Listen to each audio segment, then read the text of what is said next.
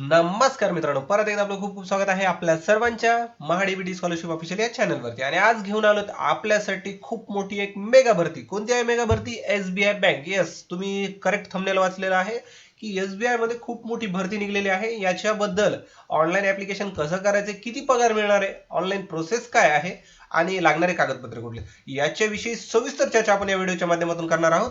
तर सर्वप्रथम मित्रांनो, आपण महाडीबीटी स्कॉलरशिप ऑफिशियल या चॅनलवरती नवीन असाल, अद्याप या चॅनलला सबस्क्राईब केलं नसेल तर चॅनलला सबस्क्राईब करा, बेल आयकनला हिट करा आणि नवीन येणारा व्हिडिओ पाहायला विसरू नका. तसंच इतर सारं भरपूर कंटेंट आपल्या चॅनलवरती आहेच, तुम्ही जाऊन प्लेलिस्ट, व्हिडिओ, शॉर्ट्स वगैरे चेक करू शकता. ठीक आहे, चला विदाउट वेळ वाया घालवता चालू करूयात आजचा आपला टॉपिक. फर्स्ट ऑफ ऑल, तुम्ही इंडिया बँकेमध्ये नोकरी करण्याची इच्छा ठेवली आहे काय, तर मग त्याच्यासाठी एक तुम्हाला सुवर्ण संधी मिळालेली आहे. त्यांचं जे एक ऑफिशियल नोटिफिकेशन आलेलं आहे आपण ते पाहणार आहोत की याच्यामध्ये 17/12/24 म्हणजे कालच्या तारखेपासून 17 जानेवारी 2025 पर्यंत खूप मोठी ह्यूज भरती काढली. भरतीचं नाव आहे ज्युनियर असोसिएट कस्टमर सपोर्ट आणि सेल्स. तर याच्यामध्ये हे जे नोटिफिकेशन ओपन केलंय तर एकूण इंडियामध्ये पूर्ण भरती आहे.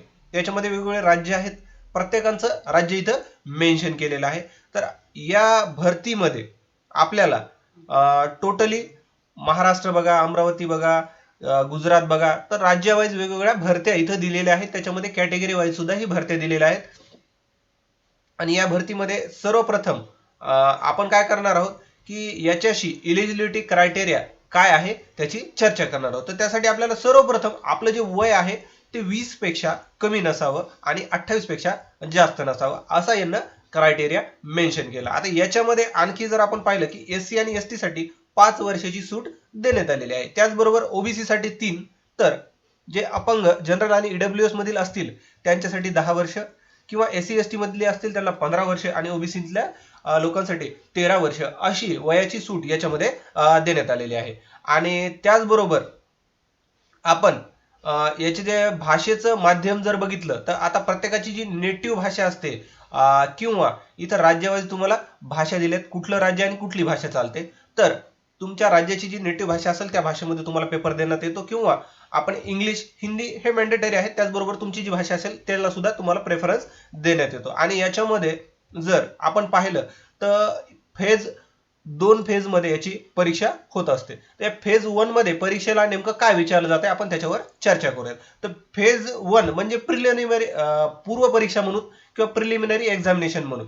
तर याच्यामध्ये आपल्याला 100 प्रश्न विचारले जातात 1 तासासाठी. तर त्याच्यामध्ये त्यांना काय सेक्शन दिलेलं बघा, इंग्लिश लँग्वेज याच्यामध्ये 30 क्वेश्चन असणार आहेत, न्यूमरिकल ॲबिलिटी अंकगणितामध्ये 35 आणि रिझनिंग ॲबिलिटी याच्यामध्ये 35, असे एकूण 100 प्रश्न विचारले जातात. त्याच्यासाठी 100 मार्क दिलेले आहेत. आणि फेज 2 मध्ये जर आपण विचार केला तर जनरल फायनान्शियल अवेअरनेस याचे 50 प्रश्न, जनरल इंग्लिशचे 40 प्रश्न, क्वांटिटिव्ह ॲप्टिट्यूडचे 50 प्रश्न आणि रिझनिंग ॲबिलिटीचे 50 प्रश्न, अशा पद्धतीचा सिलेबस त्यांना इकडे मेन्शन केलेला आहे. तर याच्यासाठी जी फीस आहे ती फीस पाहूयात आपण. तर एससी एसटी पीडब्ल्यूडी यांच्यासाठी कुठल्याही प्रकारची फीस एसबीआय मध्ये घेतली जात नाही. आणि त्याच्यानंतर जनरल, ओबीसी आणि ईडब्ल्यूएस यांच्यासाठी 750 रुपयाची फीस घेतली जाणार आहे. त्याचबरोबर आता आपण यांना दिलेली काही दुसरी सुद्धा माहिती याच्यामध्ये पाहूत. आता त्यांना टेंटेटिव्ह लिस्ट दिली कशाची, सेंटर कुठे परीक्षा घेतली जाणार आहे. आता इथं तुम्हाला पहा प्रत्येक राज्यावाईज काही सेंटर निवडून दिले की कुठल्या ठिकाणी होणार आहे. मी महाराष्ट्राबद्दल चर्चा करतो. तर इथे नगर, अकोला, अमरावती, छत्रपती संभाजीनगर, धुळे, जळगाव, मुंबई, नागपूर, नांदेड, नाशिक, पुणे अशा पद्धतीने सेंटर दिलेले आहेत. याची मी तुम्हाला लिंक जी आहे डिस्क्रिप्शन मध्ये प्रोव्हाइड करणार आहे. तसंच ऑनलाईन ऍप्लिकेशन करण्याची लिंक सुद्धा डिस्क्रिप्शन मध्ये मी तुम्हाला प्रोव्हाइड करणार आहे. याच्यामुळे काय होईल मित्रांनो, याच्यामुळे काय होणार आहे की तुम्हाला ऑनलाईन ऍप्लिकेशन करण्यासाठी आणि याचं ऑफिशियल नोटिफिकेशन वाचण्यासाठी सोयीस्कर जाईल. आता याचबरोबर आपण काय करूयात की यांना दिलेली जी सॅलरी आहे, पे स्केल आहे, किती प्रकारचं पेमेंट तुम्हाला एसबीआय ह्याच्यामधून मिळतंय ते पाहूयात. आता इथं तुम्ही जर क्लिअर कट वाचलं, पे स्केल 24,050, 1340/3, त्याच्यानंतर 28,070, 1650/3, हे जे आहे हे पे स्केल दिलेलं आहे. या पे स्केलनं तुम्हाला पेमेंट मिळत असतं. तर त्यांचं म्हणणं काय, बेसिक सॅलरी तुम्हाला 26,730 असते. आता याच्यामध्ये दिले 24,050 plus 2 advance increment admissible for graduate. तर ग्रॅज्युएटसाठी 2 इन्क्रीमेंट दिले जाऊ शकतात असं त्यांना इथं आपल्याला सांगितलेलं आहे.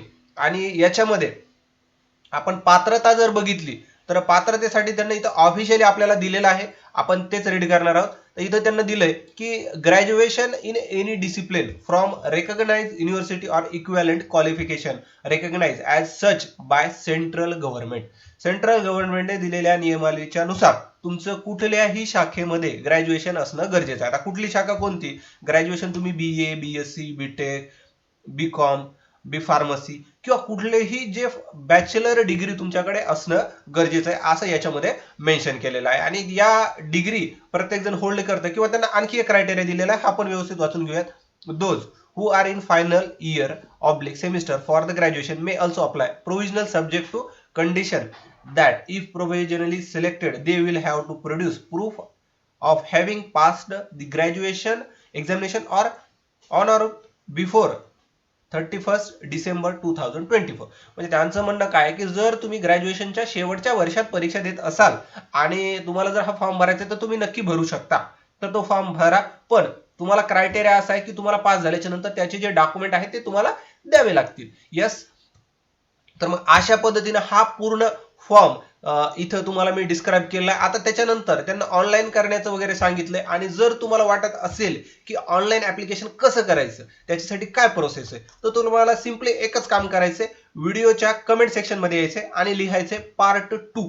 जर पार्ट 2 तुम्ही लिहिलं तर ऑनलाईन SBI चा कसा फॉर्म भरायचा त्याच्याविषयी सविस्तर व्हिडिओ आपल्या चॅनलवर देणार आहे. तर तुम्हाला ही माहिती कशी वाटली नक्कीच कमेंट करून मला सांगायला विसरू नका. व्हिडिओ आवडला असल्यास लाईक करा, चॅनलला सबस्क्राईब करा. तुमचा मौल्यवान वेळ दिल्याबद्दल धन्यवाद मित्रांनो. भेटूयात नवीन एका व्हिडिओत.